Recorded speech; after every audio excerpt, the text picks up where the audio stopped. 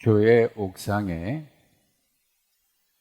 크기가 폭 한 1m 정도, 길이는 한 2m가 채 안 되는 그런 텃밭이 한 10개 넘게 있어요. 그리고 화분은 한 50여 개 있어서 여름에 여러분들이 몇 주 동안 상추 무침을 먹었는데 다 거기서 나온 거예요. 꽤 많이 나오죠. 봄이면 상추씨를 뿌립니다. 물도 주고 햇볕도 다 똑같이 같은 환경에서 자라는데 어느 밭은 잘 자라나질 않아요. 어떤 밭은 잘 자라요. 겨울에 그 흙에다가 잘 자라지 않는 쪽에 좀 더 많이 음식 찌꺼기, 과일 껍질 뭐 이런 것들을 흙에다 묻어서 겨우내 얼었다 녹았다 하면서 이게 썩어서 거름이 됩니다. 그 이듬해 심으면 잘 자라더라고요. 씨에 문제가 있는 게 아니라 밭에 문제가 있었구나 확인이 됐습니다. 그런데 그 같은 밭에서 뿌리지 않았던 그런 잡초들이 나는 거예요. 잡초도 있고 또 다른 그런 식물들도 나는 거예요. 뿌리지 않았는데 눈에 보이지 않지만 그 흙 속에 그런 것들이 있었던 거죠. 그런데 그 중에는 전혀 여기서 날 수가 없는데 그런 식물이 자랄 때가 있어요. 바람에 날려와서 씨가 떨어졌거나 아니면 새들이 거기에 앉아서 다른 씨들을 쪼아 먹다가 배설물을 거기에 이제 실내를 하는데 그 속에 다른 곳에서 먹은 씨들이 떨어져서 전혀 생각지 못했던 그런 나물이 나는 거예요. 내가 씨 뿌린 게 아닌. 근데 그걸 좀 일찍 뽑아버리면 좋겠는데 뽑다가 또 놓친 것들이 있어요. 이게 좀 크게 자랍니다. 그런 다음에 뽑으려니까 이게 뿌리가 깊어서 다른 식물까지 뽑히는 경우들을 경험합니다. 오늘 예수님이 말씀하셨던 이 가라지의 비유가 똑같이 여기에 경험하게 됩니다. 그 말씀 그대로. 지난주에 우리가 함께 보셨던 씨 뿌리는 자의 비유, 밭이 4개가 있었죠. 그 밭은 사람의 마음 밭을 말씀하신 겁니다. 그래서 하나님의 말씀을 들었는데 어떤 사람은 어떤 마음 밭에서는 30배, 60배, 100배 결실을 맺을 만큼 잘 자라는 마음 밭이 있는가 하면 어떤 사람의 마음 밭은 하나님의 말씀을 받았는데 그 말씀을 그냥 빼앗기거나 그래서 자라지도 못하고 전혀 성장하지 못하는 그런 길가와 돌짝밭이나 가시덤불과 같은 사람의 마음밭을 이야기한 것입니다. 같은 씨를 뿌렸는데 각각 결과가 다른 거죠. 근데 오늘 말씀은 같은 밭인데 다른 씨를 뿌리는 자가 있다라고 말씀합니다. 그래서 또 다른 씨를 뿌리는 자가 있어서 뿌리지 않은 것이 나온다. 24절과 25절 예수님 말씀하시면서 천국은 좋은 씨를 제 밭에 뿌린 사람과 같으니 사람들이 잘 때 원수가 와서 곡식 가운데 가라지를 덧뿌리고 갔다라고 이렇게 말씀을 하신 겁니다. 이 문제를 개인의 차원으로 본다면은요, 우리 속에 내가 생각지도 않았던, 내가 원치도 않았던 그런 생각들이 자꾸 자라나는 것을 볼 수 있습니다. 바울 사도가 표현했던 것처럼 내가 원하는 것도 있는데 원치 아니하는 다른 생각들이 있어서 내 속에서 끊임없이 갈등이 일어나고 있는 거죠.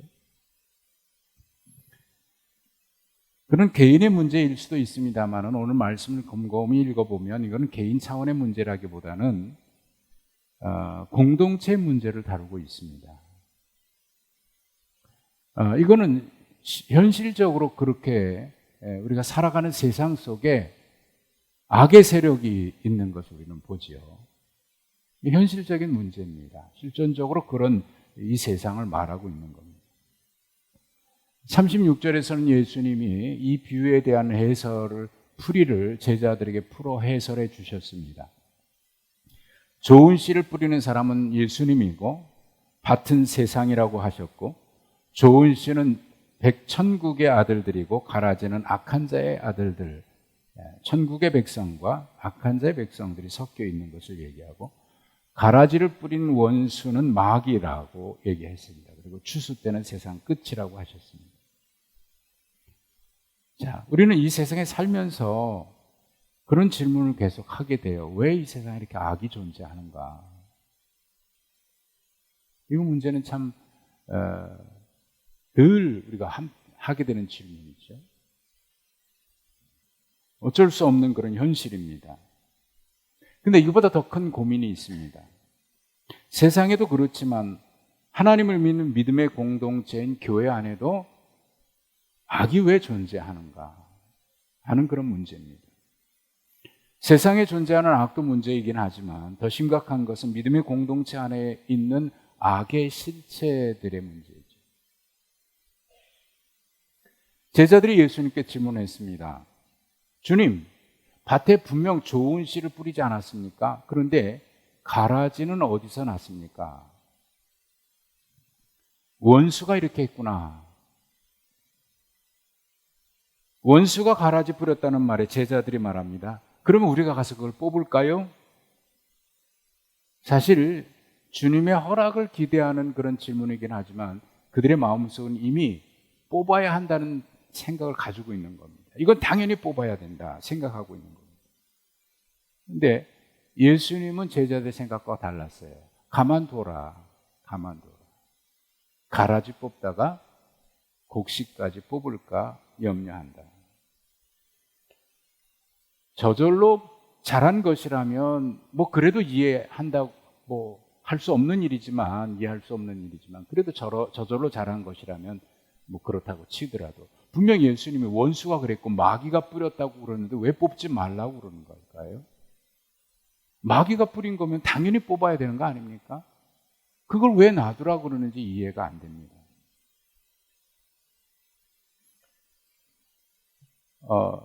사탄이 회의를 했답니다. 그래서 이 땅에서 활동하고 있는 모든 마귀들을 다 불러 모았습니다. 대책 회의는 이겁니다.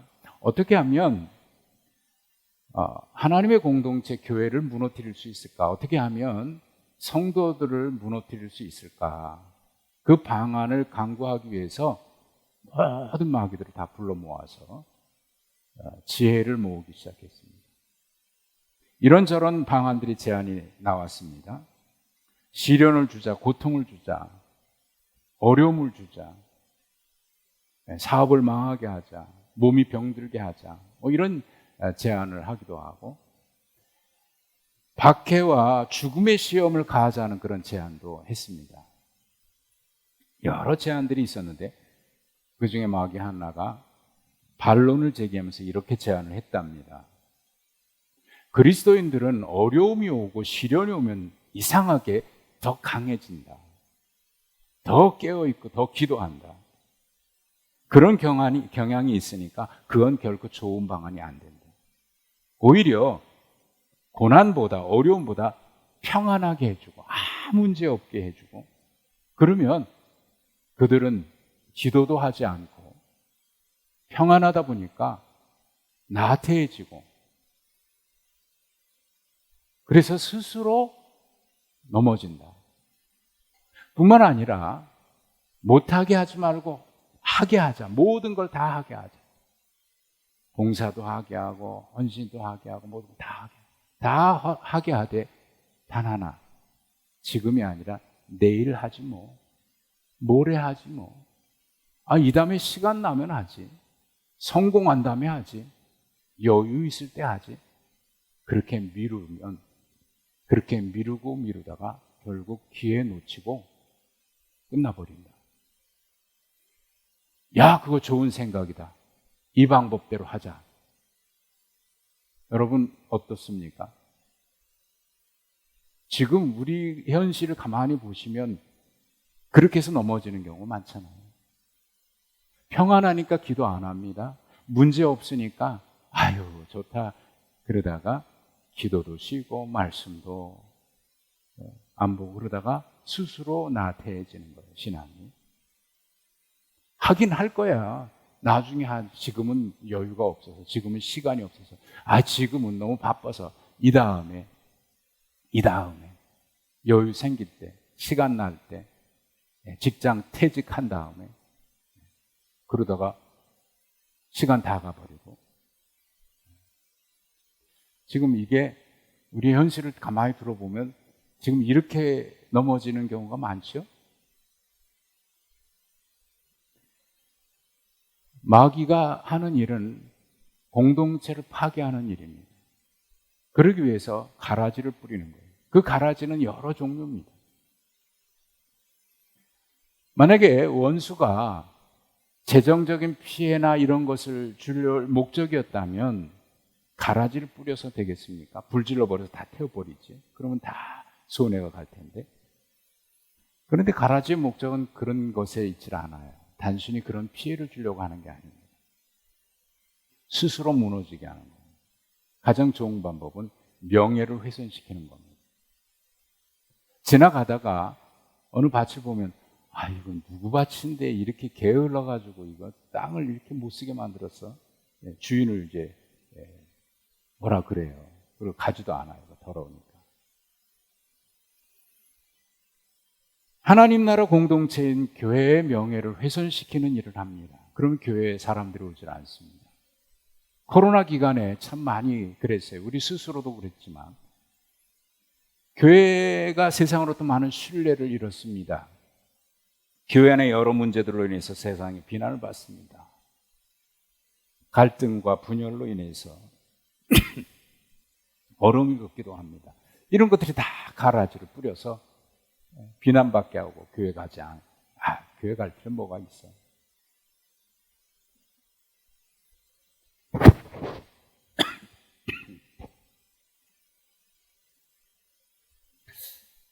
여름에 에어컨 없이 살다 보니까 냉방 그런 것 때문에 약간 목에 좀 이상이 있어서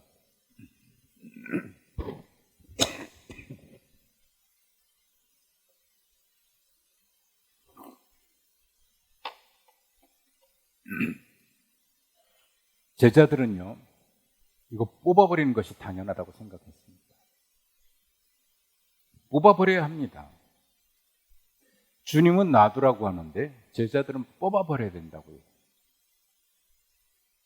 그래서 저게 가라지다. 판단하고 정죄합니다. 그러는 사이에 자기도 모르게 자기 스스로는 내가 알곡이지 내가 곡식이지라는 그런 교만한 생각을 하게 됩니다. 그렇게 해서 갈등이 일어나고 분열이 일어납니다. 때로는요 우리 생각이 주님 생각보다 더 옳다고 생각하는 사람들이 참 많아요. 주님 그렇게 해서 되겠습니까? 그냥 확 뽑아버려야지. 주님이 하시는 방법이 마음에 안 들어서 내가 다 해버리려고 그래요. 그러면서 자기는 알곡이라고 하는 교만한 생각을 가지고 있습니다. 바리새인들이 그랬고 서기관들이 그랬죠. 심지어는 예수님을 따라다니는 제자들 중에도 서로 자기가 옳다고 비난하다가 예수님께 책망받은 경우도 있습니다. 가라집니다. 가라지는 뽑아버려야 그 공동체가 깨끗하고 건강해진다고 생각하기 때문에 뽑아야 된다고 비난하고 정죄하고 판단합니다. 그런데 주님은 다른 생각을 가지고 계셨어요. 우리는 그들과 함께 할 수 없기 때문에 뽑아버려야 된다고 얘기하는데 주님은 아니다. 함께 있어야 된다. 놔두라고 얘기하십니다. 가만두라. 추수 때까지 함께 자라게 두라.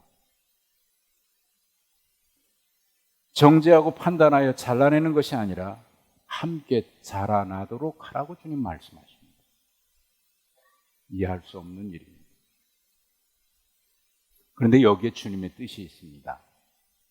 주님 말씀하셨어요. 추수할 때에 내가 추수꾼들에게 말하기를 가라지는 먼저 거두 불사르게 단으로 묶고 곡식은 모아 내 곡간에 넣으라 하리라. 주님은 곡식과 가라지를 구별하는 일은 우리가 할 일이 아니라 천사들을 보내서 그들로 하여금 마지막 때 하게 하신다고 말씀하셨습니다. 우리가 하는 게 아니라는 겁니다. 로마서 14장에서 바울 사도가 연약한 자를 받고 비판하지 말라고 얘기하면서 이런 말씀을 합니다. 남의 하인을 비판하는, 판단하는 너는 누구냐? 그가 서 있는 것이나 넘어지는 것이 자기 주인에게 있음에 그가 세움을 받으리니 이는 그를 세우시는 권능이 주께 있음이라 라고 했습니다. 그거 우리가 할 일이 아니라는 거예요. 주인이 하실 일이라는 겁니다. 그런데 마치 내가 주인인 것처럼, 내가 판단하는 자인 것처럼 하나님보다도 내가 더 옳다고 더 정의롭다고 생각해서 우리는 마치 그런 죄를 범하는 거예요. 또 다른 이유가 있습니다. 또 다른 이유는 뭐냐면 가라지 뽑는다고 하다가 곡식까지 뽑아버립니다. 앞에 시작하면서 말씀드렸습니다만 자라고 나니까요, 이 뿌리가 깊어서 뿐만 아니라 뿌리가 서로 엉켜 있더라고요.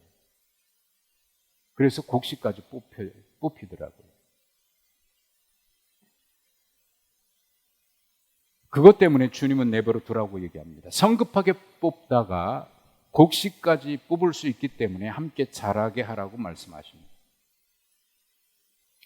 주님은 가라지를 함께 자라게 함으로 한 사람이라도 구원에 이르기를 원하셔서 혹이라도 그것이 우리가 잘못 판단해서 가라진 줄 알았는데 곡식을 뽑아낼 수 있기 때문에 인내하고 기다리고 기다려주시는 거예요. 생각해보면 그 축복을 우리가 받은 겁니다. 여러분, 우리가 실수할 때가 얼마나 많았어요. 우리가 넘어질 때가 얼마나 많았고 우리가 죄 지을 때가 얼마나 많았어요. 그때 야, 이거 여기서 그냥 더 크기 전에 아예 싹을 잘라버리자 하고 그때 잘라버렸다면 지금의 우리가 있을 수 있을까요? 그때도 기다려 주셨고 그때 인내해 주셨고 그랬기에 지금 우리가 있는 거지. 만약에 우리가 실수했을 때, 우리가 잘못했을 때 그때마다 하나님께서 뽑아버리셨다면 지금 우리가 이 자리에 있지 못하지요. 바로 주님의 인내와 사랑입니다.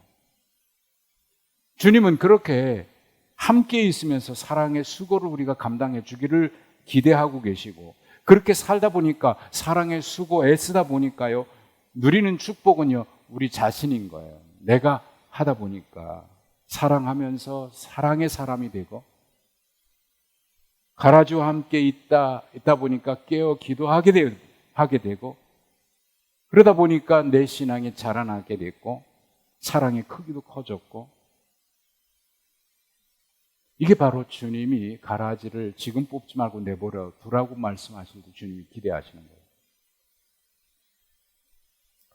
역사의 연구라고 하는 탁월한 책이 있죠. 아놀드 토인비의 작품입니다. 그분이 그런 얘기를 합니다. 노르웨이에 청어잡이의 어부들이 있습니다. 이들이 먼 바다에 가서 청어를 잡아가지고 배 수조에 싣고 항구로 돌아와서 팝니다. 아주 싱싱해야 제값을 받죠. 그런데 먼 바다에서 애써 수고해서 청어를 잡았는데 돌아와 보니까 항구에 보니까 다 이 청어들이 비실비실하고 병들어 있는 거예요. 제값을 못 받았어요. 근데 한 어부는 그가 잡아오는 청어는 가져오기만 하면 아주 싱싱해서 제값을 받는 거예요. 도대체 비결이 뭐냐? 하고 물어보니까 이렇게 대답을 하더랍니다. 청어를 잡아서 수조에 넣어두고 거기에 메기도 함께 넣어두었다. 메기가 있으니까 이 청어들이 살기 위해서 막 돌아다니다 보니까 건강해져가지고 돌아올 때까지 싱싱해졌다는 거예요. 그걸 일명 뭐라고 얘기하냐면 매기 효과라고. 매기.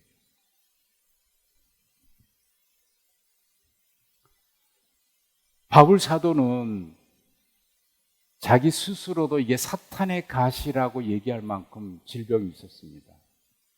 얼마나 힘들고 괴로웠으면 이걸 사탄의 가시라고 얘기할까요? 아니, 주님의 일을 하고 여기저기 다니는데 건강해야 되는데 그런 질병이 있으니까 얼마나 힘들겠어요. 그래서 3번이나 기도했답니다. 주님, 이거 좀 내게서 이거 제거해 주십시오. 제거해 주십시오. 3번이나 기도했답니다. 물론 3번이라고 되어 있습니다만은 3번만 했을까요? 수도 없이 하지 않았을까 싶습니다. 그런데 그가 그게 기도하는데도 하나님이 들어주시지 않았어요. 나중에 깨달은 거예요. 그가 깨닫고 고린도후서 12장에서 이렇게 얘기합니다. 여러 계시를 받은 것이 지극히 크므로 너무 자만하지 않게 하시려고 내 육체의 가시 곧 사탄의 사자를 주셨으니 이는 나를 쳐서 너무 자만하지 않게 하려 하심이라. 이것이 내게 떠나가기를 3번 주께 간구하였더니 주님이 나에게 이렇게 말씀하셨습니다. 내 은혜가 내게 족하다. 이는 내 능력이 약한 데서 온전해짐이라 하신지라. 그러므로 도리어 내가 크게 깨닫고 기뻐함으로 하나님 앞에 감사했답니다. 그가 깨달은 거 이런 거예요. 내가 여러 약한 것들에 대해서 이제는 자랑하리니 이는 그리스도께서 그리스도의 능력이 내게 머물게 하려 합니다. 없었으면 좋겠다고, 뽑아버렸으면 좋겠다고 생각을 했는데 하나님은 아니라는 겁니다. 오히려 그게 축복이다라고 얘기하는 겁니다. 사실 이렇게 우리가 믿음으로 받아들이기까지는 많은 갈등과 많은 씨름이 있었겠죠. 싸움이 있었겠죠. 괴롭고 힘들고. 그런데 하나님은 합력해서 선을 이루시는 분이 틀림없습니다. 그게 없어야 좋은 줄 알았는데 나중에 보니까 그것 때문에 기도하고 하나님 의지하고 하다 보니까요, 하나님의 능력이 내게 임해서 하나님은 내게 능력을 주시기 위해서 하셨습니다. 능력을 주시기 위해서. 지금 당장 이게 없으면 좋을 것 같은 것들이 많이 있을 겁니다. 이게 사탄의 가시처럼 느껴질 때도 있을 겁니다. 저거 없으면 좋겠는데, 저거 뽑아버렸으면 좋겠는데, 가정에도 그렇고요, 개인에게도 그렇고, 공동체에도 그럴 수 있습니다. 내게 왜 이런 어려움이 있냐 말이지. 남들은 다 괜찮은데 왜 나에게만 이런 게 있나? 그게 원망이 되고 불평이 돼서 하나님 앞에 늘 원망하고 그러다가 어떤 사람은 그 원망, 불평하는 것이 체질이 돼가지고 말이죠. 성격도 비관적인 사람이 있습니다. 그런데 바울 사도는 그것이 축복이다라고 고백을 하는 겁니다. 우리의 건강도 생각해 보면 그래요. 편안하고 아무 일 없어서 가만히 있으면 좋을 것 같은데 점점 몸이 약해지지. 근데 불편하지만 힘들지만 일하고 봉사하고 운동도 하다 보니까 건강해집니다. 주님 오늘 본문의 비유를 마무리하시면서 13장 43절에 이렇게 말씀하십니다. 그때 의인들은 자기 아버지 나라에서 해와 같이 빛나리라. 귀 있는 자는 들으라. 이것이 주님이 기대하신 것이었습니다. 아마 여러분들 중에도 바울 사도처럼 없었으면 좋겠다고 생각되고, 또 오늘 주님 말씀하신 제자들이 생각하듯이 이거 뽑아버리면 좋겠는데, 그런 문제가 개인에게나 여러분 가정에나 공동체나 우리 공동체 안에도 있을 수 있어요. 그러나 주님은 기대하시는 거예요. 그거 뽑다가 알고까지 곡식까지 뽑을까 염려된다. 주님은 우리보다 더 큰 생각을 가지고 계셔요. 이해하지 못하는 일이 있을 수 있고, 지금 당장은 그것이 고난, 시련이어서 어려울 수 있지만, 그러나 그것 때문에 기도하고 내게 맡기신 일이다. 내게 주어진 사명이다 생각 끌어안고 기도하고 사랑하다 보니까 사랑의 사람이 되고 또 영적으로 성숙해지고 깨어있어 기도하다 보니까 주님 보시기에 합당한 사람이 되죠. 그때에 아버지 나라에서 해같이 빛나게 되리라. 여러분, 힘들고 어려워도 감당하실 수 있습니다. 감당하게 하실 줄로 믿습니다. 오늘 말씀 기억하십시다. 그리고